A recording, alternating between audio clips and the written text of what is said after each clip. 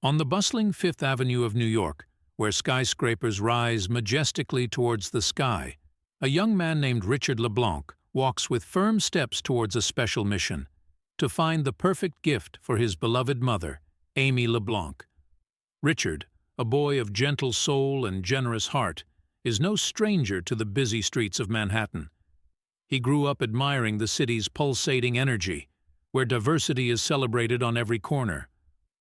However, he is also very aware of the challenges he faces as a young black man in a society marked by prejudices and stereotypes. Don't forget to subscribe to our channel. Richard enters the luxurious handbag store. The contrast between his simple appearance and the opulence of the environment does not go unnoticed.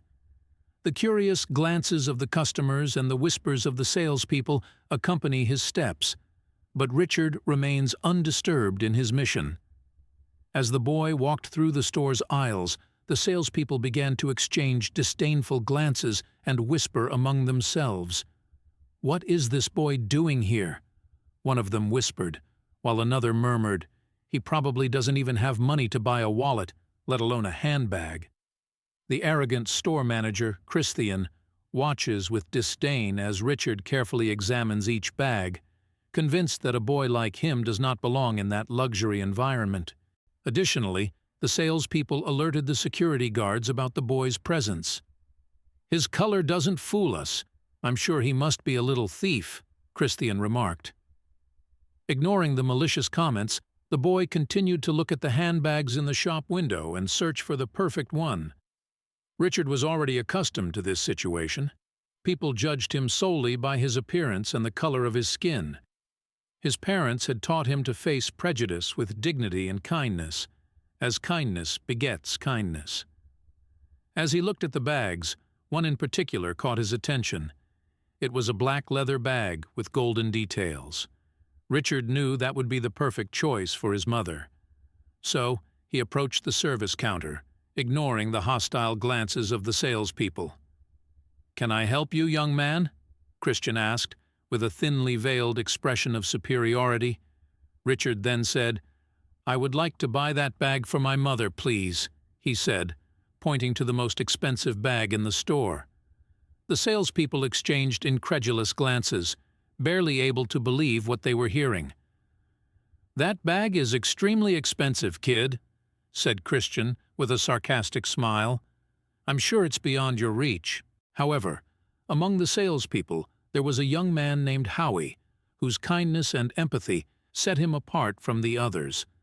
Howie, though new to the store, understood the importance of treating all customers with respect and dignity.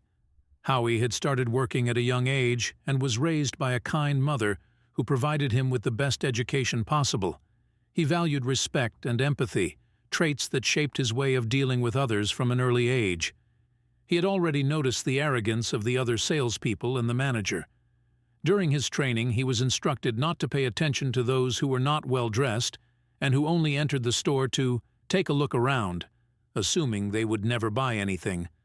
However, his compassionate nature led him to treat everyone with kindness and respect, regardless of their appearance or intentions.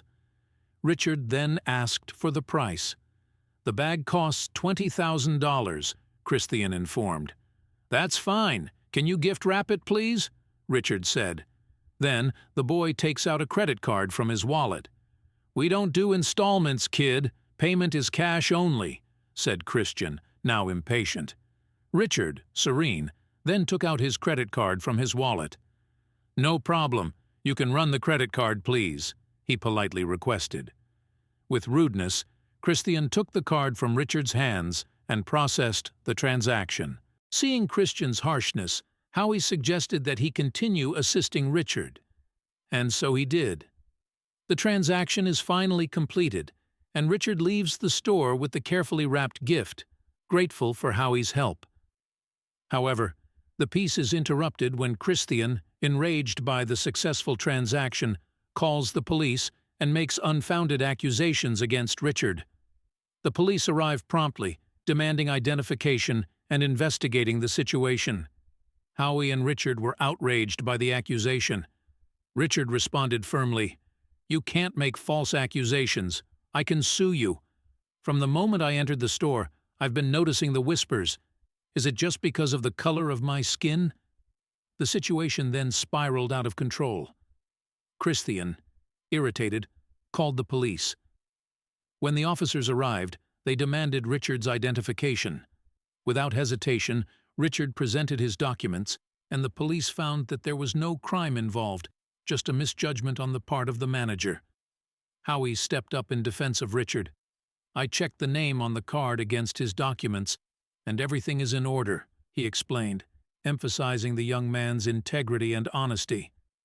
Faced with clear evidence, the police were able to conclude that there was no reason to proceed with the investigation. They instructed Christian to exercise more caution in future situations and to refrain from making unfounded accusations. Sensing the escalating tension, Richard called his father, David LeBlanc, a respected and influential lawyer. David arrived at the store ready to protect his son and ensure that justice was served. David had adopted Richard when he was just 1 year old, during a trip to Africa to perform social services. From the moment he laid eyes on Richard, David knew he was destined to be his son. However, he was also aware of the challenges his adopted son would face in a society marked by racism and discrimination.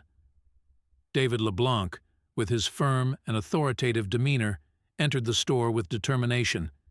His serious gaze assessed the situation as he approached Richard with a mix of concern and protection.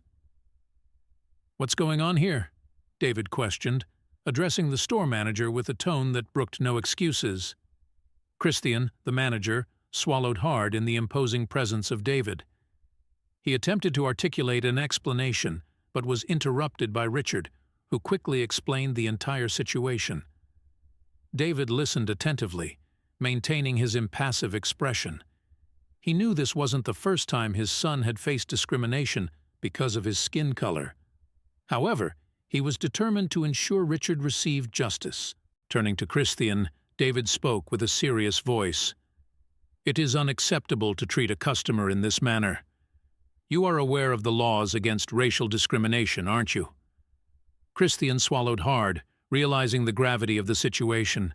He nodded in agreement, unable to meet David's piercing gaze. "I apologize for the misunderstanding, Mr. LeBlanc," Christian murmured, visibly embarrassed. "I will ensure that Richard receives the fair treatment he deserves." David knew that the battle against racism was an ongoing struggle and was determined to protect his son and ensure he never felt inferior because of his skin color. Faced with discriminatory treatment at the store, David considered initiating legal proceedings against those responsible. However, he knew this battle would be tough and complex, filled with obstacles that would challenge his determination. When Richard returned home, he was radiant with happiness for having found the perfect gift for his mother.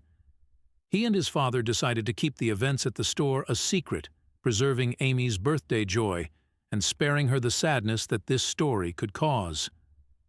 Grateful for Howie's solidarity during that difficult time, Richard invited him to his mother's birthday party. From then on, a true and lasting friendship began between the two young men. Impressed by Howie's integrity and empathy, David invited him to work at his law firm. Recognizing the unique opportunity, Howie accepted the invitation, eager to contribute his talents and learn from David's experience. As the days passed, Richard became increasingly resilient and determined. Despite the challenges he had faced, he maintained his dignity and kindness, becoming an example of honor and education for everyone around him. However, the lessons learned and the bonds formed on that day were just the beginning of a journey that would lead them to new adventures and discoveries. Life continued, full of challenges and opportunities. Did you enjoy the story? Comment down below. Keep following our channel and watch the next video.